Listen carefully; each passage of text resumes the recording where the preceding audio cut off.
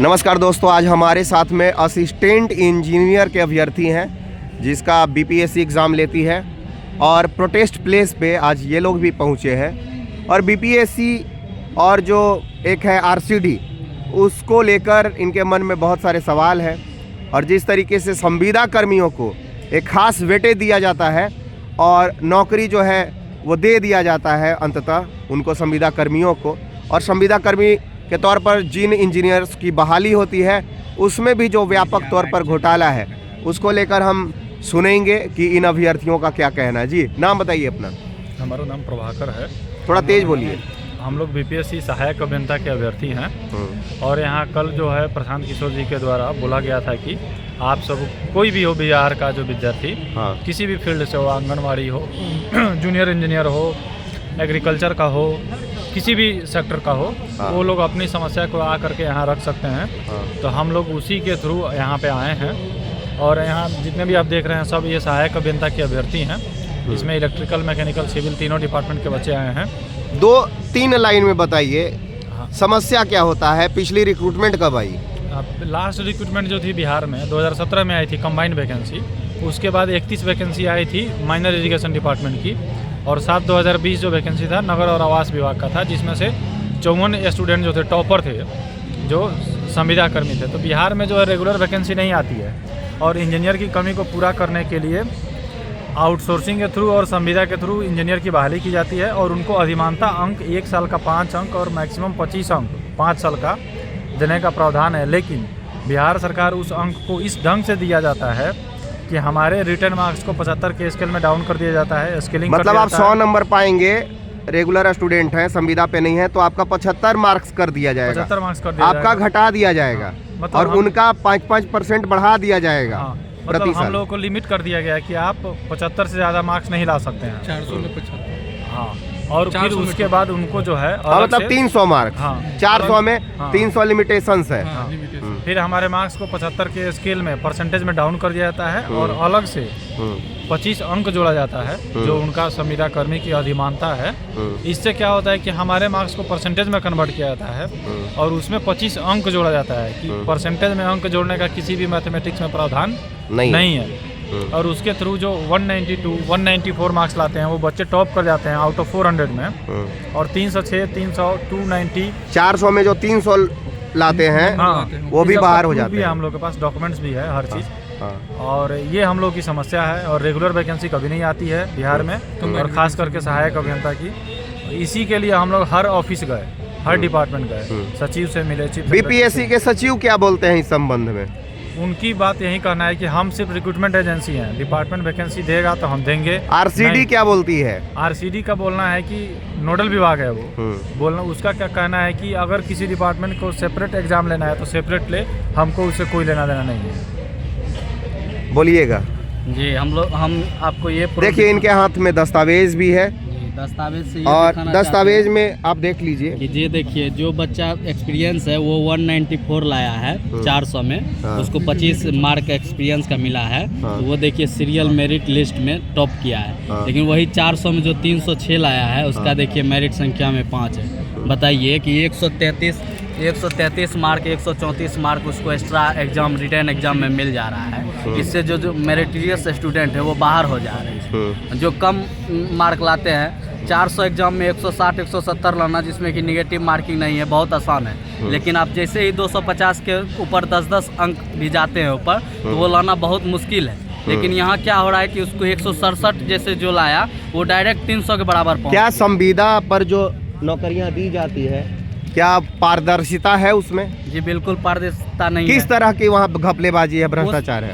वहाँ ये है कि वहाँ पे हर एक जिला वाइज, हर एक विभाग में अलग अलग किसी थ्रू अपने जान पहचान के ऑफिसर अपने जान पहचान वाले को एंट्री करवा देते हैं। आउटसोर्सिंग से, कॉन्ट्रैक्ट बेसिस पे आउटसोर्सिंग से बहाली ले लेते हैं, जिससे कि हम जो स्टूडेंट पढ़ रहे हैं उसको पता भी नहीं चलता है। इस तरह का यहाँ चल रहा है और उसी को बाद में इतना संविदा का वेटेज दे दिया जाता है अधिमानता, जिससे कि जो फ्रेशर है, जो पढ़ने वाले स्टूडेंट है, वो बाहर हो जा रहे हैं। आप कुछ दिखा रहे हैं। जी सर, हम दिखा रहे थे कि RCD BPSC एग्ज़ाम लिया था। हाँ। इसका एडवर्टाइजमेंट नंबर है 3/2020। हाँ उसमें सर टोटल 31 गो रिक्रूटमेंट था। टोटल उसमें सीट में जितना भी था उसमें 28 गो लड़का का सिलेक्शन हुआ। उसमें हम ये दिखाना चाह रहे हैं कि एक लड़का जिसका अनरिजर्व से सिलेक्शन हुआ 128 नंबर पे, उसको एक्सपीरियंस 188 188 या 25 नंबर एक्सपीरियंस। और एक लड़का है जिसके पास एक्सपीरियंस कम है, वो भी 270 नंबर लाके इसका मैंने दोनों का सिलेक्शन हो गया। ठीक है। और टोटल यहाँ पे देख लीजिए मेरिट इसका 62 बन रहा है, इसका भी 62 बन रहा है। और दूसरा हम ये बताना चाह रहे हैं कि ये जो परसेंटेज 25 नंबर का जो वेटेज दिया जा रहा है उसमें 126 नंबर का डिफरेंस आ रहा है। जैसे एक लड़का जिसके पास एक्सपीरियंस 0 है वो 278 नंबर लाया है, और जिसके पास एक्सपीरियंस 0 है वो 278। एक लड़का जिसके पास एक्सपीरियंस है वो 152 नंबर ला के 25 नंबर एक्सपीरियंस लेके उसका सिलेक्शन हुआ। दोनों का डिफरेंस देखिएगा 126 नंबर का डिफरेंस बन रहा है। ये 25% उसको मिला। हाँ, ये 25% बोलिए, नंबर नहीं। हाँ, लेकिन सर नंबर कहने के लिए नंबर बोल रहा है, लेकिन ये क्या करता है कि 126 नंबर 133 नंबर का डिफरेंस आ रहा है यहाँ पे नंबर का। सर यहाँ पे सर हम सबको बताया जा रहा है कि ये 25-25 नंबर दिया जाता है, 5-5 नंबर प्रत्येक साल एक्सपीरियंस वाले को। और ये नंबर सर ये 25% जो है ना, ये नंबर में जोड़िएगा, इसको कन्वर्ट करिएगा तो 133 नंबर बन जाता है। इसका सर प्रूफ दे दिए 126 नंबर का माने आ रहा है, जो लड़का इसका सिलेक्शन हो चुका है। दोनों का सर ये देखिएगा, दोनों का merit serial number sir same है।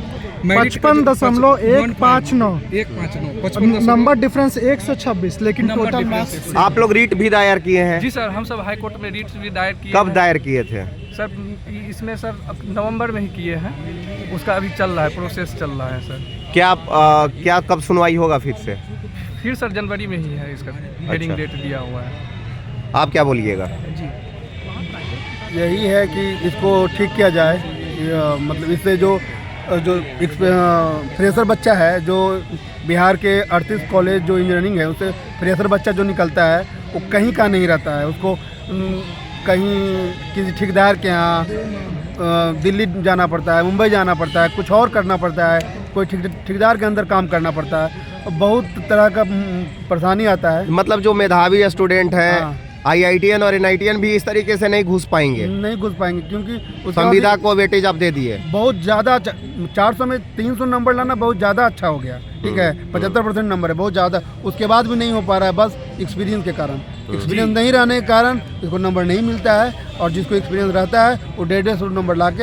आप कह रहे थे कि कोई आंख बंद करके भी मारेगा तो इतना नंबर ला देगा। जी सर, आंख बंद करके भी मारिएगा तो सर 400 में 200 नंबर 50% आराम से ला सकते हैं। आ जाता है? जी सर, इसमें निगेटिव मार्किंग है नहीं सर, एक क्वेश्चन 2 नंबर का। थोड़ा बहुत तो जानते ही होंगे आप, सिलेबस देखे होंगे, पढ़े होंगे। जी सर, क्या कहिएगा? ट्रांसपेरेंसी है नहीं। जो भ्रष्ट कर्मचारी भर्ती होंगे वो जाके करेंगे क्या आगे? ये पुल वूल गिरने का क्या चक्कर है? सारा वही लोग तो जा रहे हैं ना। जो RCD सर, ये जो दिखाए सर RCD का रिक्रूटमेंट है सर।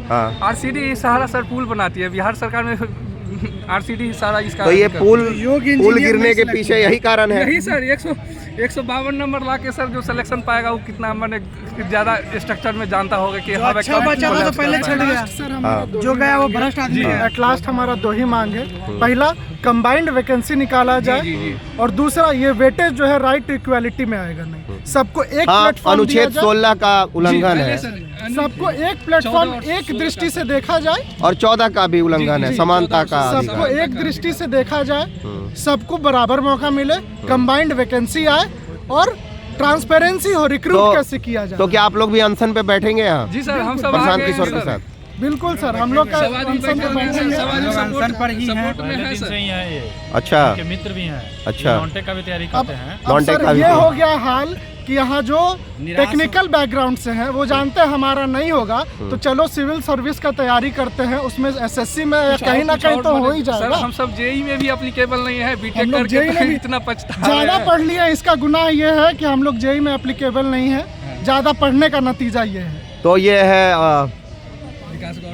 इंजीनियर्स बिहार के, जो ये कह रहे हैं कि व्यापक तौर पर जो है धांधली है, भ्रष्टाचार है, संविदा कर्मियों को सिर्फ नौकरी दिया जा रहा है और ट्रांसपेरेंसी नहीं है। मेधावी स्टूडेंट सरकारी नौकरी नहीं पा रहे हैं, बाहर हैं, और लगातार ये भी आवाज़ उठा रहे हैं कि ये जो पुल वोल गिर रहा है और सारी जो घटनाएं हो रही है ये एक्चुअली में अयोग्य जो इंजीनियर्स की बहाली है उसके कारण ऐसा 40 है। नंबर ला के सर बैकडोर 400 में से ये लोग 144 निकले नंबर ला के सिलेक्शन पा लेता है।